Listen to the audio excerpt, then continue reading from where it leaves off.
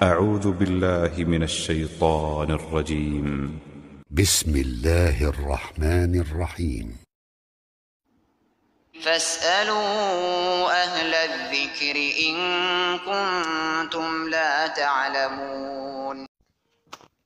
السلام علیکم ورحمۃ اللہ وبرکاتہ۔ آپ نے ایک ویڈیو بھیجی ہے جس میں ایک لمبی حدیث بیان کی گئی ہے، اور آپ نے اس حدیث کے متعلق پوچھا ہے کہ کیا وہ حدیث صحیح ہے یا نہیں۔ سب سے پہلے اس حدیث کا خلاصہ میں آپ کے سامنے پیش کر دیتا ہوں۔ ایک بار اللہ کے رسول صلی اللہ علیہ وسلم نے حضرت عائشہ رضی اللہ تعالی عنہا سے فرمایا کہ عائشہ تمہیں جو کچھ مانگنا ہے مانگ لو۔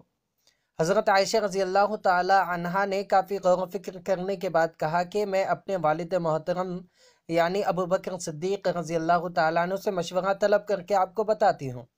اللہ کے رسول صلی اللہ علیہ وسلم نے فرمایا ٹھیک ہے۔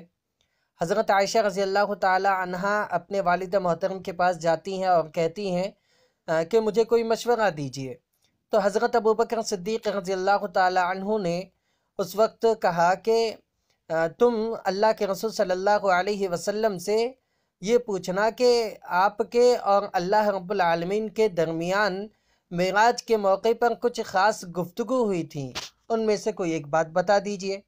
حضرت عائشہ رضی اللہ تعالی عنہا یہ مشورہ پا کر اللہ کے رسول صلی اللہ علیہ وسلم کے پاس جاتی ہیں اور ان سے دریافت کرتی ہیں۔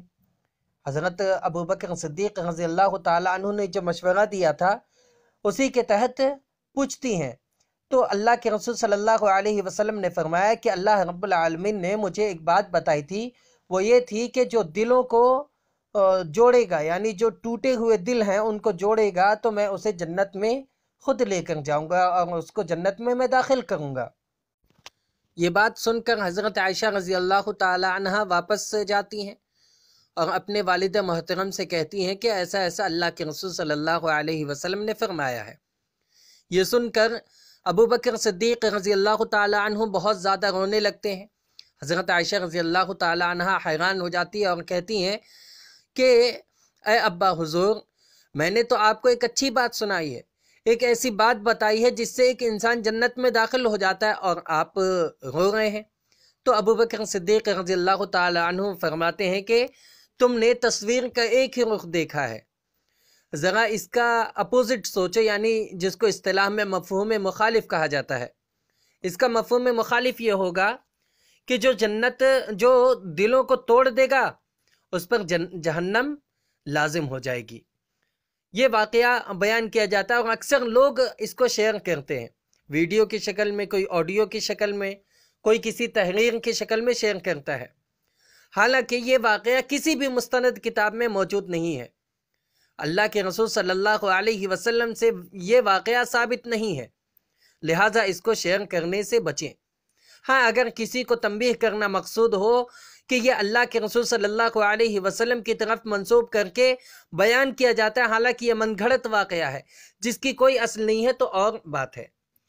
اب یہاں پہ یہ بات بھی یاد رکھیں کہ اللہ کے رسول صلی اللہ علیہ وسلم نے بے شمار احادیث میں صلہ رحمی کی فضیلت بیان کی ہے، اس کی اہمیت کو بتایا ہے اور صلہ رحمی کرنے کا حکم دیا ہے، اور جو صلہ رحمی نہیں کرتا ہے اس کی مذمت بیان کی ہے۔